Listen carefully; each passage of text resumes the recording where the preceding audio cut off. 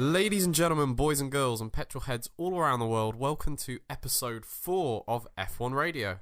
F1 Radio is your dedicated source of anything and everything you need to know in the world of Formula 1.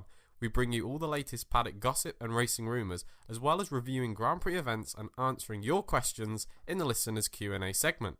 Come rain or shine, F1 Radio is your dedicated Formula 1 podcast airing on every Grand Prix week on podcast services across the internet for your amusement. If you like what you hear, follow us on Twitter @_F1 Radio to let us know what you think and to send us your F1 related questions that, if you're lucky enough, we will answer in a future episode. I'm your host, Tom Fenton, and as always, joining me today is the editor-in-chief of ReadMotorsport.com and Autosport Junior, Josh Attil. Hello everyone, it's a pleasure to be here, as always. If you didn't already know, every F1 Radio episode is split into 3 juicy segments to ensure every wheel nut is tightened correctly before the episode leaves the pit box and into your various devices. Let's start off with what is and forever will be the Weekly Watch.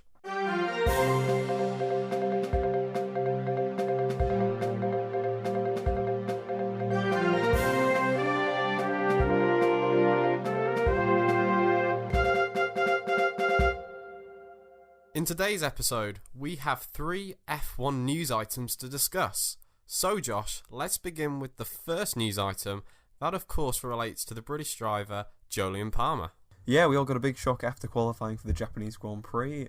Via Instagram, Jolyon Palmer announced that the Japanese Grand Prix will be his last race for Renault and likely his last race in Formula 1, of course. He's been in Formula 1 a season and a half after winning the GP2 Championship in 2014, and he's only scored points on 2 occasions, and of course has been out-qualified by Hülkenberg in every single weekend this year, so it's been an unsuccessful Formula 1 venture for Jolyon Palmer, and it's finally ended then with 4 races still to run in the 2017 season. Carlos Sainz will go to Renault early, of course. We got that news last week. We'd be joining them for 2018, but will now join them from Austin Grand Prix onwards. Then, as for his vacant seat at Toro Rosso, Danny Kvyat is expected to return to the Toro Rosso team. That is confirmed. And also, Pierre Gasly was kind of confirmed to be alongside him, but now there's a bit of confusion over that, so we're not quite sure who is going to be in that Toro Rosso seat. We'll talk about that in a bit, but first, Tom, your thoughts on the Jolyon Palmer news? Well, I thought it was very interesting that this happened midway through the Japanese Grand Prix. I thought maybe it would have been nicer from Renault to have maybe announced this all before the Grand Prix started, because there's no doubt that Jolyon knew this was his last Grand Prix. Like, I'm almost certain somebody like Sainz would have had to have had a quite a long period of knowing about this, as in Red Bull would have had to have known and signed this off maybe 2-3 weeks prior to actually happening. So this was a done deal ages before, so it's a shame they did it midway through qualifying. It's almost as if, like, if he would have achieved Q3, maybe he'd have stayed another race or something like that, but obviously that's not what it was meant to be. It's a shame for Jolyon. He's a driver that broke into F1 pretty late. I mean, I think he's in his mid-20s, so for F1, that's quite old to join F1, but he made it, and on his own credit, and obviously he had a first half of the first season, that being last year, was pretty poor, but he came back after Hungary and into Spa of last year, and he did really well, and he earned the drive. I remember saying at the mid-break last year that he didn't deserve it, but he definitely deserved to remain at Renault for another year. And then yet again he started, as we were talking about before, having another bad season, and he's just not picked it up. And throughout the whole season, you look at his results compared to Hülkenberg, and it's clear that apart from obviously in the Singapore Grand Prix where Hülkenberg retired, that ultimately, Palmer has been completely outperformed. I think you were mentioning off air that he has not out-qualified Hülkenberg, so that's a feat that even Haryanto did not achieve. So obviously he's had a bad season. He doesn't deserve it, and with the likes of obviously Sainz available on the grid, even if it is just a loan, you'd be a fool not to take him. But I think the interesting battle is to do with the Constructors' Championship, and Haas alluded to this recently in a news statement, saying that they're going to try and make the most of this situation. Obviously, if you look at the Constructors' standings right now, from 5th to 8th, which concludes Williams, Toro Rosso, Haas and Renault, they're within 20 points or 25 points of each other. So, that's one race where Renault have a good race, and they are up to 5th maybe. It looks like Williams are probably out of sight. But there's a battle there between Renault and Toro Rosso, and they're the two who've obviously got some driver changes. So it's going to be interesting to see how that plays out, Josh. Who do you think is going to benefit from this? Do you think Haas, obviously retaining their 2 drivers throughout the season, are going to benefit from this? Or do you just think the car that's the best will win? Well, I think Renault should benefit from this the most. They're currently in 8th, so they really have not had a great season. I think considering the fact that they've had a pretty decent car, it would be a bit of an embarrassment really to finish 8th after finishing 9th last year. And the progress they've made would not be reflected in that constructor's position. But I think they could definitely get ahead of Toro Rosso, who are kind of in a pretty weak position now. Gasly, of course, still pretty rough around the edges. And then we don't even know who's going to be in the car in Austin. And then Danny Kvyat, once he's not really going to be challenging those points, I don't think, too much, and hasn't really been doing that all season. Only scored points on 2 occasions. Sainz was their big scorer, so they're really going to miss him. And then Haas, of course they've got a big bit of consistency, but the car just simply isn't quick enough. It was a bit of a flash in the pan, I think, a bit of kind of making the most of an opportunity in Suzuka. They're not really going to be able to replicate that, I don't think, too many times before the end of the season. So I'd put my money on Renault in the battle for 6th place. And then I think even Toro Rosso, I don't think they're quite going to get jumped by Haas, but I think they are going to get jumped by Renault. And like you said, Williams probably a bit too far ahead to be caught, especially because you've got rounds like Abu Dhabi, which kind of should favour them. So yeah, definitely Toro Rosso biggest losers in this, and Renault for sure the biggest gainers. Well, news item 2, Josh, is about engines, and we love to talk about engines on F1 Radio, as the listeners are well aware.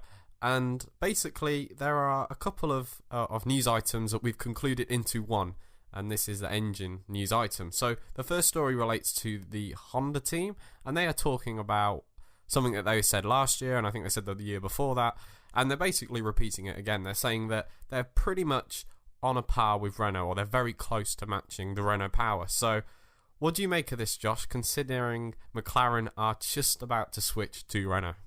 Well, it's typical Honda, really. They've made multiple statements like this, like you mentioned, throughout the 3 years.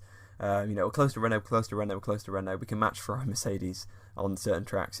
It's really not true. And I think words can only get you so far. McLaren have realised that. Honda have realised that. So I don't know why they keep making these bold claims. I mean, they might as well just kind of get their head down, say, we've got a lot of work to do. We're going to get on with it. But unfortunately, that's not quite the case. But we'll see with this Honda deal. I mean, it's kind of tough to see, I guess, with Renault because obviously the Red Bull will kind of claim quite a lot of it. Renault are costing them kind of 5-6 tenths on the straights. So if we're to believe Red Bull, then Honda probably aren't too far off. And McLaren and Renault are fairly evenly matched over these last few rounds in terms of the teams. So this might seem like a very bold statement, but maybe there is a bit of truth to it. Slightly, maybe. I think Renault are probably best to, as of next year, keep their... Honda are probably best to just keep their mouth shut and, play the quiet game. And, the proof is in the pudding. Everybody knows this, right? So if suddenly, throughout the season, Toro Rosso start to, find some pace, especially down the straights, then we know Honda are doing the right thing. So... I think, like you mentioned, obviously, when they were talking about being up there with Ferrari, I think that was at Spa last year or something like that. It's crazy talk, pretty much. And, I have a lot of faith that Honda will get it right, and I'm sure a lot of people do.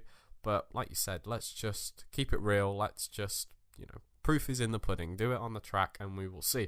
But talking about Renault, the other part of this news section is that Renault are basically prioritising a magic qualifying mode. You may have heard this throughout the seasons in the modern hybrid era, where we're talking about Mercedes have this special qualifying mode that they use in Q3 to find 3 or 4 tenths of a second, and Renault believe this could be costing them half a second, which I think is quite optimistic, but maybe down circuits or around circuits like Monza, that this could be very true. So this is their main priority for the 2018 power unit, which obviously the other teams they supply, being Red Bull and McLaren, will be able to benefit from. Josh, do you think this is their sole failure in terms of delivering an engine that can match Mercedes and Ferrari, or do you think even in the races they're lacking? Yeah, exactly. They're clearly still lacking in the races, but of course qualifying is crucial in this modern era. So I think if they had those engine modes sorted for qualifying, they certainly, I think, have won a lot more races this year, Red Bull. But it's something for them to work on, I guess. And, their race pace has actually been really, really good. These last few rounds have been right up there with Ferrari and Mercedes. So, Renault clearly have made a decent bit of progress. But like Honda, they've said, for years that they're pretty close to Ferrari and Mercedes. But they just haven't quite been able to get there. It's clear that last bit, which is, just very, very hard for them to get. So once they get that sorted, they'll be challenging for a lot more pole positions. Of course, it's weird because Red Bull used to be absolutely dominant in qualifying and then slower in the race. And now in this kind of hybrid era, it's kind of switched around a bit. So we'll see how that develops with Renault's new engine, of course, next year. We'll see how much that changes. And of course, for McLaren as well now, it's going to affect them. So McLaren, Renault and Red Bull, so they really are going to be in the spotlight next year. Whereas Honda can kind of, work on their engine in peace and quiet with Toro. So Renault really have nowhere to hide. Well, these are our thoughts on the current engine situations. If you guys have any other opinions about either Honda, Renault or Ferrari and Mercedes, please let us know. Tweet us at _F1 Radio and we will answer to your questions. So Josh, the final news item 3, this is a little bit of a strange one and it's more of a discussion about the point that it revolves around. So please explain to the listeners what we're going to be talking about. Well, this is basically kind of a bit of an outburst from Marcus Ericsson, shall we say, about the kind of weight disadvantage that he has to Pascal Wehrlein. Of course, it's a story I think we've heard from a number of drivers really over the years. It's one that doesn't really get talked about too much because I think it's kind of a difficult one to kind of understand. And I'm not going to sit here and claim I completely understand it, to be honest, but he's saying that kind of the weight limit that they have for these cars means that it kind of compromises the kind of heavier or taller drivers as opposed to kind of the smaller ones. I mean, he says he's carrying a 10 kilogram weight disadvantage and that's costing him 3/10. So it is an interesting debate. Like I said, we've heard it from people like Adrian Sutil before, people like Hulkenberg. So these kind of taller, bigger drivers kind of putting a lot of pressure on the teams really mean, I think it was pretty bad in 2014. We had people like Sutil kind of starving themselves to kind of lose weight before the season. So it is kind of a dangerous thing that, like I said, not too many people talk about. A lot of people just kind of mocked Ericsson, which I don't think was really the right response. But we'll have to see how it goes. Ericsson, a competent driver, certainly I think is harming him, and I think it would be nice if something was done about this. I think obviously what maybe the wider audience isn't aware of is that even if you do change the regulations, say for example increase the weight limit, that still gives the shorter drivers an advantage because they can change the ballast of their car, which basically means for example, if they want more front end or something, they could put more weight in the front of the car.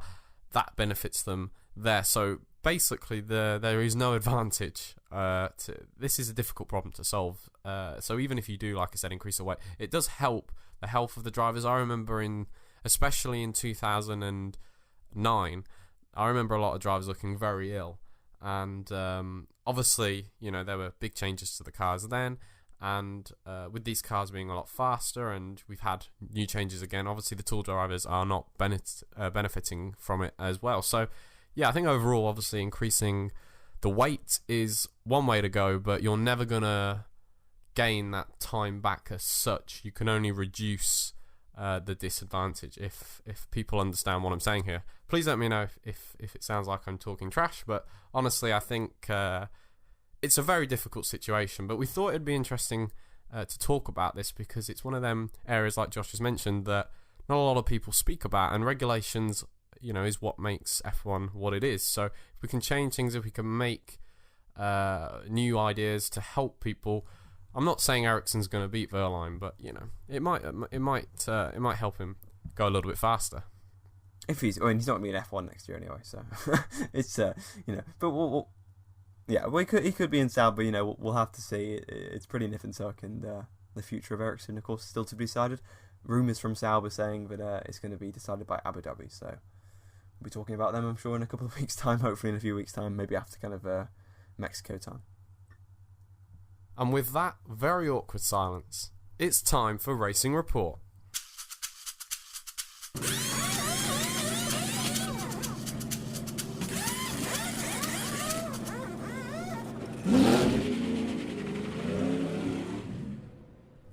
So today's Racing Report is, of course, the 2017 Japanese Grand Prix, a pivotal round in the season, which arguably handed Lewis Hamilton his 4th title. But let's just run down the results before we get into discussing the race. Lewis Hamilton, of course, won the race just by 1.2 seconds ahead of Max Verstappen, of course, who won last time out in Malaysia.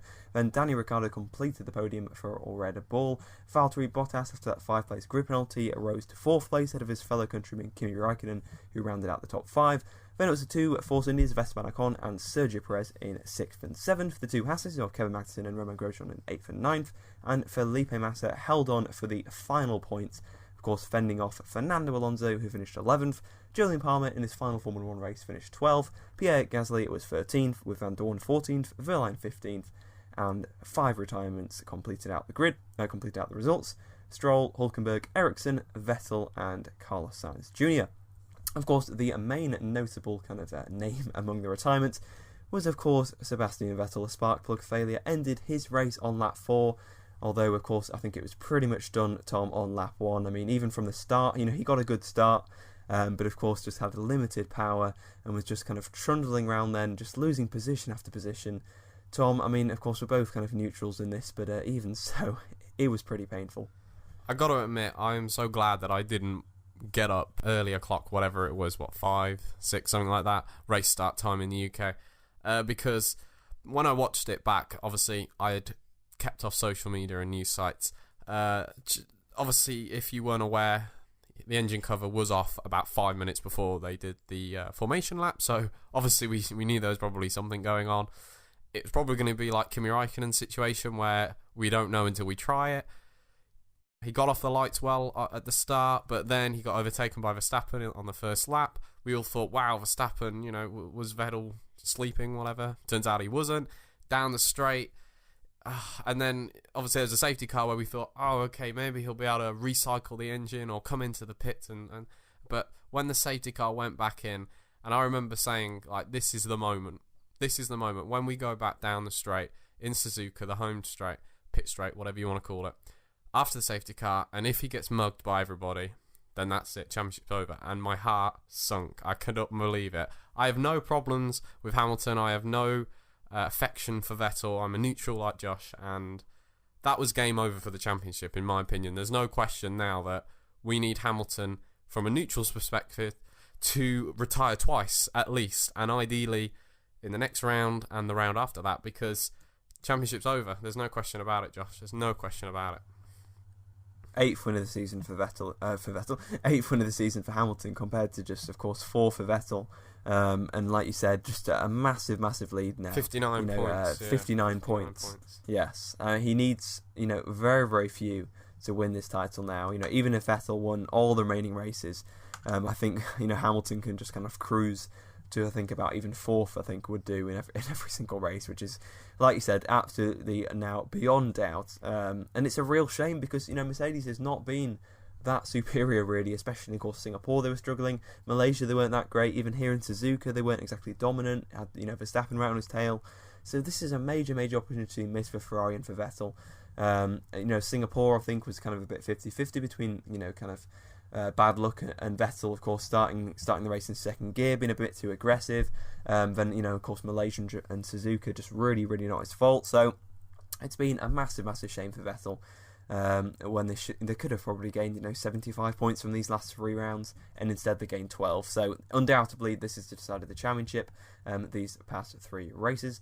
But Tom, just a little word on Hamilton. He was pretty good all weekend. He's been pretty good, and his season has really come good, hasn't it? Just kind of coincided with Vettel's and Ferrari's problems. Really kind of put away those silly kind of off weekends that he had in the first half of the year.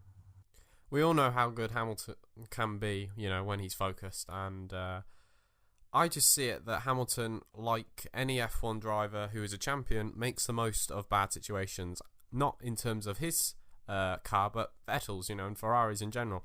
Vettel Ferrari, they've had a few bad races, there's no question about it. And he's just been there to pick up the pieces. And that's what great champions do. That's what every champion does. Obviously last year we had Nico Rosberg doing that thing, which was making the most of Hamilton's mistakes or the unreliability, whatever you want to call it. But ultimately, that's what wins you championships. It's about finishing, not... Martin Brundle, I swear he always says this every race. It's, to finish first you must finish. And that's a very good quote. So sometimes it's not always about being the fastest car. Obviously, Mercedes, in the last, apart from Japan, last 2 races, they shouldn't have won either of them. And I know, obviously, Max Verstappen did win Malaysia, but he finished second and he was ahead of the Ferraris, which is a win in Hamilton's books. So, obviously, Singapore was a free 25 points. And, like we said, almost 60 points down. It's impossible now. So, Hamilton, he's doing what he needs to do. That's what champions do. He's drove well. I think his head's in the right place. He's one of them drivers where, his mental attitude in terms of how he's feeling affects his driving. So if he's on an up like he is now, it's going to be difficult to stop him. He really does need a Malaysia 2016 incident to happen to hinder him. But because of the points advantage, like you said, he doesn't even need to beat Bottas. And this is probably something we should talk about. Even though Bottas has had a slightly better race, he really has fallen apart since he's driven or signed the new contract. So I'm not exactly 100% where Bottas finished in the race, Josh, but he finished 4th, I think, and qualified pretty well, but again, he was off the pace. Yeah, I think, he was pretty off the pace, but 10 seconds off Hamilton in the end, obviously, although a bit of help from a safety car.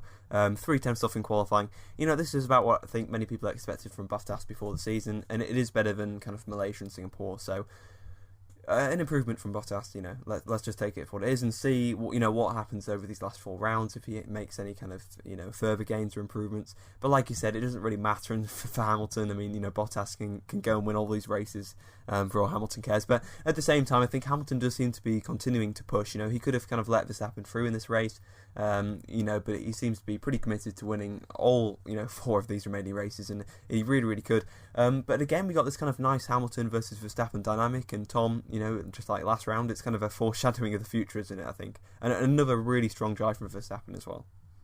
Yeah, Verstappen's clearly proving what he would have been capable of all season if the car would have been reliable. I think Verstappen's got a lot to learn, but ultimately he's, capable of winning races. He's probably capable of winning championships. But he would have definitely beaten Ricciardo this season in terms of points and wins. I don't know if he has.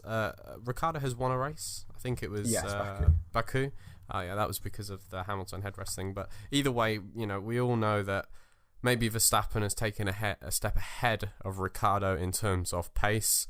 I don't know if overall package he's better. It's very difficult to tell until they're both in the same car and they're both trying to fight for the championship. But it's difficult to say. But I think obviously Verstappen's a star of the future. Maybe Hamilton's going to be retired before Verstappen comes good in terms of in a race winning car.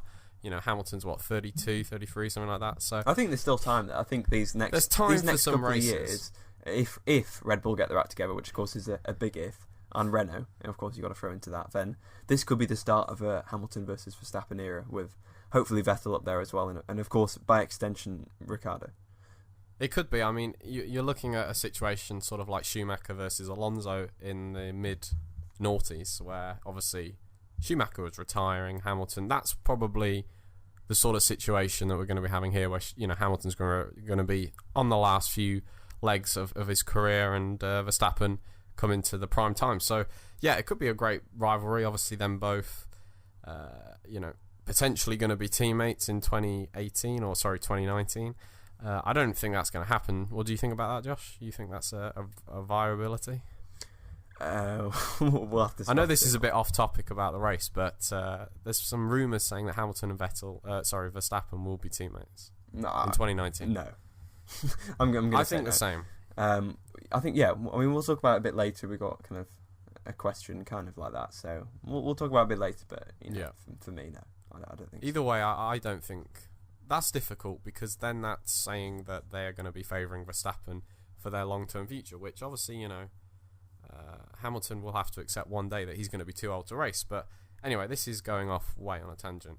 Verstappen, very good drive, and he is a star of the future, and like you said, that's something we're going to be talking about later. But the next few points we want to talk about, I guess, are lower down the grid, unless you have anything to say about the top teams, Josh. No, Raikkonen just kind of spent his whole race recovering from an off, so 5th place for Raikkonen, so yeah. Yeah, so ultimately we had another situation with Force India. This is just becoming a very repetitive comment. Obviously, Force India, they have Perez versus Ocon every race, and they always seem to be in bad shapes. Josh, what do you have to say about this?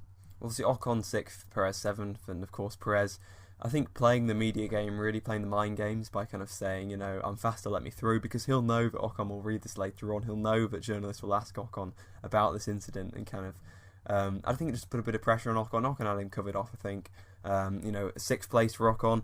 This was what we expected from Malaysia. He qualified very well in Malaysia, but had a really sloppy race. This was much more like the kind of future Mercedes star that we're kind of used to expecting from Ocon. And really, we kind of talked about this. I think people have been talking about this all season, but we were inevitably going to get to this point where kind of Ocon exceeded Perez. I think they are pretty equal at the moment. I think in terms of pure pace, Ocon does have that edge, and of course has way more potential.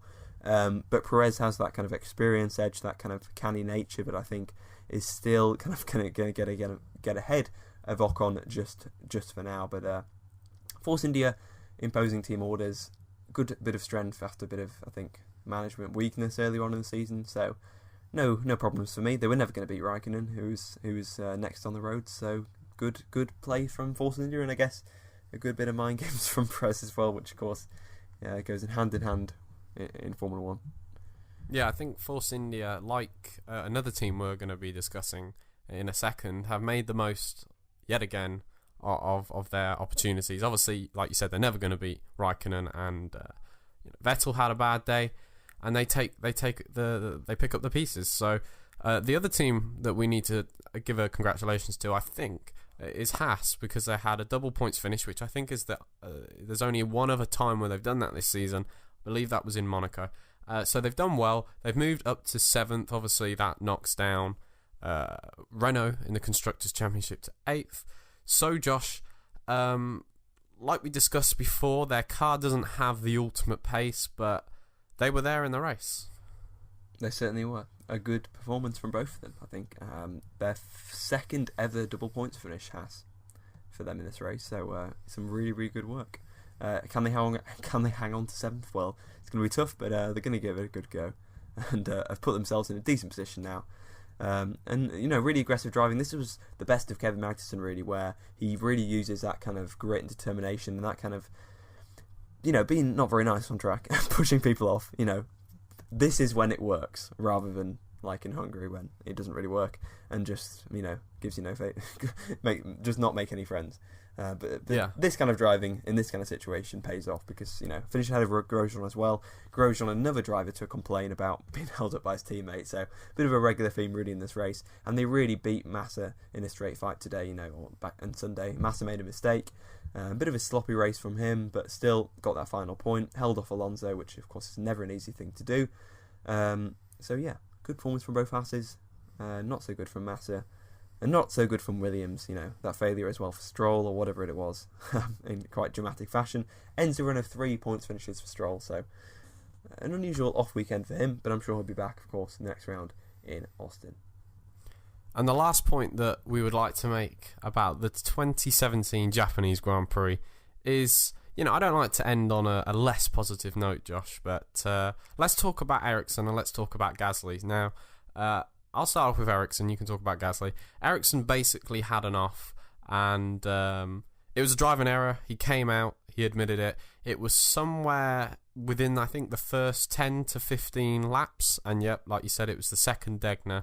A very easy corner to make a mistake. And it's one of them ones where basically, when you get it wrong, it's almost impossible to avoid the barrier. So, yeah, another mistake. Obviously, as we've been discussing about the driver market for him, this isn't what he needed.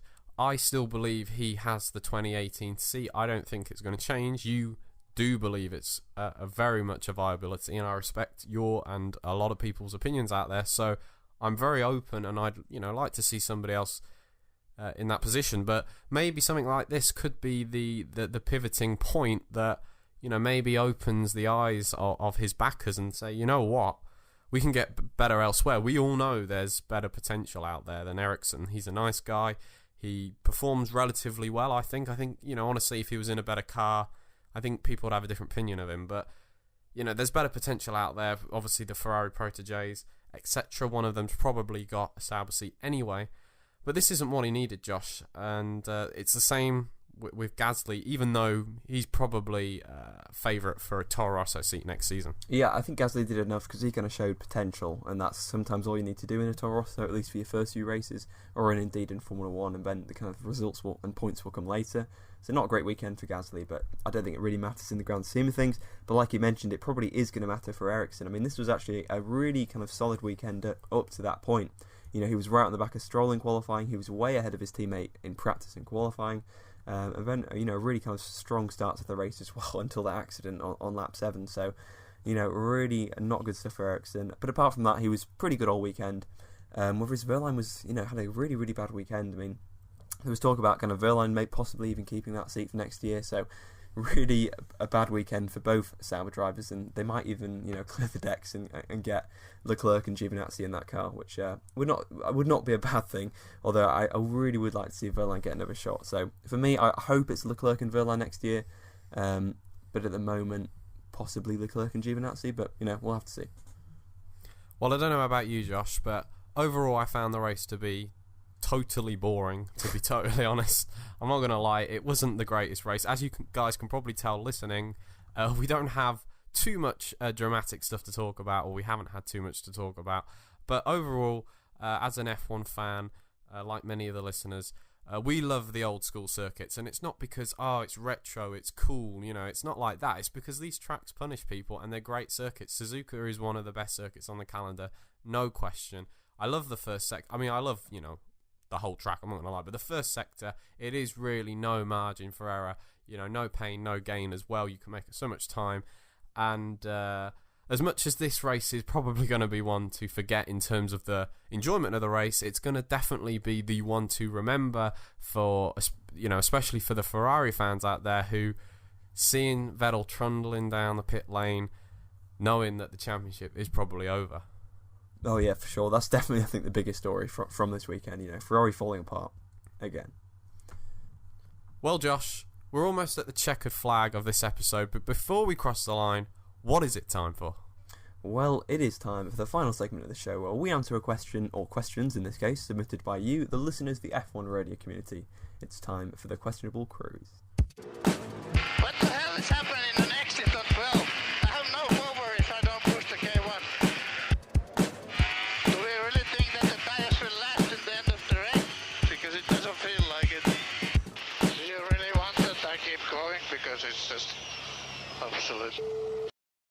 So, Josh, as you mentioned, we have multiple questions in today's episode, so why don't you kick off with the first question, and who's it from? Well, this one's from Jack Pickering on Twitter, and he says, do you think Verstappen's win has given him more faith in a Red Bull, or do you think he'll jump ship at the end of 2018? Of course, Verstappen won in Malaysia, that's what Jack is referring to. This was asked last week, so that's why he's talking about the win, but of course had a very strong second place in Suzuka, so this kind of upturn in form and upturn in kind of reliability for Verstappen, Tom, do you think it'll be enough to make him stick around at Red Bull for 2018 and 2019? Well, first I must say to Jack that this is one of the better questions we have received in the F1 radio community, so thank you very much for asking a very interesting question that I think has so many layers of complexity in terms of, Red Bull's potential, what engine situation they're going to have in 2019 and beyond, how Verstappen generally perceives, the teams. Has he always wanted to drive for Ferrari, for instance, or has he always had his heart set on Red Bull or Mercedes? So it's very difficult to say, but I think ultimately, as a driver, I don't know, but I would think if you get that feeling of winning, which he has had this year, and obviously Mercedes, nope, the other one, Red Bull have found something around Malaysia and after the summer break. So ultimately, I think as a driver, when you start getting that, winning feeling, finally you've got the champagne, your car was the fastest on that day, that's when you start gaining faith in the team you're in. So I think Red Bull, if honestly, next year, if they are up there with Mercedes and Ferrari, probably he'll stay, because obviously the new engine regulations in 2021 will be when the big shift happens. So why not sign another few years at Red Bull? And he's got time on his hands, unlike somebody like Ricciardo, who will probably, I have a feeling Ricciardo will leave, honestly. But yeah, Josh, it's difficult to say. These are just my opinions. I think ultimately he will stay. It really depends on, do other teams want him as well, and is he at the top of the list? Yes. Because honestly, I've talked too much, Josh. Your turn. Well, of course, as you kind of mentioned, kind of alluded to, it's going to depend a lot on the Red Bull, and kind of what car they can provide Verstappen with if he sticks around. They've really kind of got to deliver, I think, in 2018, because if they kind of deliver a similar kind of car, riddled with reliability issues, one that's kind of off the pace of the Ferrari and the Mercedes, especially at the start of the season, then he's probably going to go looking elsewhere. I think he'd have no trouble getting a seat somewhere else on the grid. Vettel, would he really like Verstappen as a teammate at Ferrari? I really don't think so. I think he would block that move. I don't think Ferrari's an option for Verstappen as long as Vettel's there. Mercedes, kind of mentioned it earlier on, that's definitely a possibility. Although, would they really want Verstappen and Hamilton in the same team? Of course, that would probably be easily the best driver lineup on the grid, and many rate them as the two best drivers on the grid. But are they really going to want that? Because that could be pretty explosive. That kind of pairing, I think, could cause quite a lot of friction, but we'd have to see. So actually, I think Verstappen could end up sticking around with Red Bull unless they make a really, really bad car. I think you're pretty safe sticking with Red Bull. A bit of question though over their kind of long-term future and kind of where they're going to go on the engine. So we'll have to see. But certainly, I think for 2019, Verstappen should definitely stick around. Although I think he's much more likely to leave than Ricciardo. I feel like Ricciardo's got a bit of more of a sensible head. I think Verstappen is just so keen to win immediately that he's going to kind of jump around, and if he's not careful, he could leave Red Bull and possibly make a bit of a misstep. While Ricciardo, of course, will stay at Red Bull and possibly win championships with them. So it's certainly a difficult one for Verstappen, and I think this is going to be coming up again, possibly at the start of next season. But for now, I think he's going to stick with Red Bull. I agree. I think, like you alluded to, and like I was saying before, it's not that there's no other team out there that wouldn't want somebody like Verstappen. It's, will he upset their team? Like, if he could be the new Alonso. There's no question about it. He has that fire about him, and everybody wants a driver like Alonso in their car for their driving abilities, but do they want the rest that comes with Fernando Alonso? And this could be the same with Verstappen. If he doesn't channel his energy, aggression, whatever you want to call it, to in the right way, then he could have that great, obviously, there's no question his driving ability, etc. Maybe he needs to learn a few things, I don't know, but ultimately you can see he's gonna win championships if he has the right car. But it's just, does he upset the stable? And so I think basically, to answer Jack's question, I don't think he's gonna jump ship. That's my opinion. Yes. I think you agree with this, Josh. Yeah. I think Leclerc at Ferrari, Ocon at Mercedes with Hamilton, and then Verstappen and Ricciardo to stay at Red Bull. That's my kind of 2019 prediction. I think that makes a lot of sense because, it's like we said, do they want to risk upsetting the stable? I don't think you do. No. But thank you for asking the question, Jack. And our final question comes from Sam O'Gari. I believe I'm saying this properly. Please let us know. Tweet us at _F1 Radio. And if you are Sam, and let us know if I've messed up your pronunciation. But either way, he's talking about future world champions, and this is a question that I like a lot. He says, how many future world champions do we have on the grid that have never won it, and who? So what he's trying to say here is that who has not won the championship, who is driving in F1 right now, who should or who will? And I think we have quite a lot of answers, Verstappen. Josh. So okay, let's stick with that. Verstappen, we both agreed on just that. talked about that's him. Easy. There's no right, question that's about easy, it. Yeah. That's one. Let's go through the teams, right? So obviously Right. we have to exclude the champions. So if we start maybe at Mercedes, obviously Hamilton's won it. Bottas, do we think he's going to win a championship? No chance. I think very unlikely. Yes. Yeah. Ferrari, they both got champions. Red Bull, okay. Verstappen, Ricciardo. No. See, I disagree. I think Ricciardo, in the right car, he will win a championship. Fair enough. I think that's what happened. I don't doubt he's got the difficult. talent to win it. I just don't. I feel like he's going to be one of those drivers that just never quite wins. He's going to be a Bottas. You think he's going to be a Bottas? No. I think he's Better than Bottas. No, he's going to be a kind of a Sterling Moss. Okay. Not even a Barrichello. You know, that's I think unfair on Ricciardo. He's going to be right up there, but just kind of miss out a bit. Raikkonen pre 2007. Yeah. Okay. Then who's the next team? Force India, I guess. Perez. No. I don't think so. No. Ocon, Not even yes. race winner, unfortunately. Yes, Ocon. Yeah, I'd definitely go with Ocon. I think he's I honestly, and I know I've said this many times before, but I see Schumacher in Ocon. Fair enough, I see this sort of pedigree in him, and I have no He's doubt. shown a lot of grit this year as well. He's not the quiet young driver that I thought he was last year. He's really kind of stepped up, and he's got that kind of Schumacher-esque, not lined, likes a bit of a fight. Yeah. So then after that, Williams. So Massa, no, that's not going to happen. Even though he did technically win, yeah, he's not a champion. But and then Stroll. That's interesting. No. I think you don't think so. No. Podiums. He's already got a podium. A few more podiums. Race winner. Yeah, possibly.